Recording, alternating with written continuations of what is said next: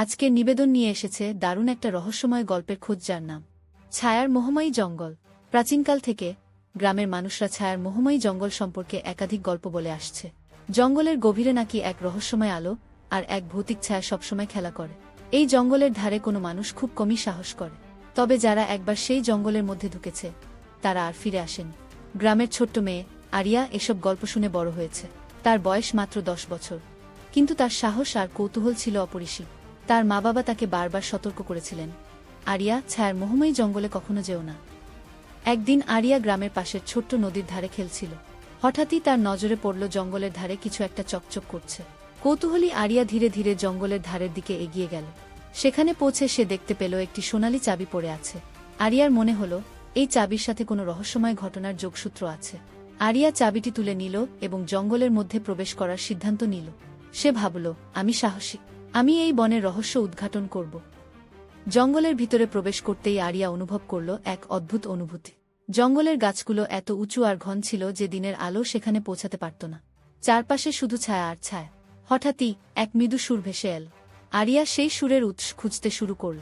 জঙ্গলের গভীরে যেতে যেতে আরিয়া দেখল একটি ছোট্ট কুটির, যার দরজায় একটি সোনালী তালা ঝুলছে। সে বুঝতে পারল যে তার কুড়িয়ে পাওয়া চাবিটি এই তালারই চাবি। সে চাবিটি দিয়ে তালা খুলল এবং কুটিরে প্রবেশ করল। কুটিরের ভিতরে আরিয়া দেখতে পেল অনেক পুরনো জিনিসপত্র আর একটি বড় বই।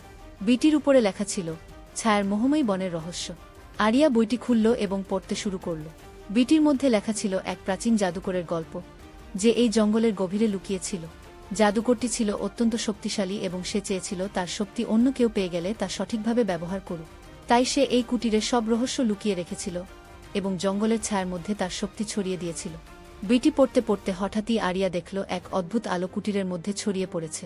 সে অবাক হয়ে দেখল একটি আত্মা, যেটি জাদুকরের আত্মা। জাদুকর বলল, তুমি যদি সত্যিই সাহসী হও তবে তুমি এই জঙ্গলের রহস্য উদ্ঘাটন করতে পারবে। আরিয়া সাহসীভাবে বলল, আমি সাহসী, আমি সব রহস্য উদ্ঘাটন করতে চাই। জাদুকর মৃদু হেসে বলল, তাহলে তোমাকে এই জঙ্গল থেকে সমস্ত অশুভ শক্তি দূর করতে হবে। জাদুকরের আত্মা আরিয়াকে কিছু জাদুকরি মন্ত্র শেখাল। সেই মন্ত্রগুলো ব্যবহার করে আরিয়া জঙ্গলের অশুভ শক্তির বিরুদ্ধে লড়াই শুরু করল। সে বিভিন্ন ছায়ার সাথে মুখোমুখি হল এবং তার সাহস আর জাদুকরি মন্ত্র দিয়ে তাদের পরাজিত করল। অবশেষে জঙ্গলের সব অশুভ শক্তি পরাজিত হল এবং জঙ্গল আবার আলোতে ভরে উঠল। জাদুকরের আত্মা খুশি হয়ে বলল, তুমি সত্যিই সাহসী, এখন থেকে এই বন জঙ্গল শান্তিতে থাকবে। আরিয়া কুটির থেকে বের হয়ে গ্রামের দিকে ফিরে এল। গ্রামবাসীরা তাকে দেখে অবাক হয়ে গেল।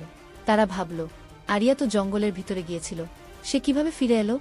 আরিয়া সবাইকে সবকিছু বলল এবং জঙ্গলের সমস্ত রহস্য উদ্ঘাটন করল।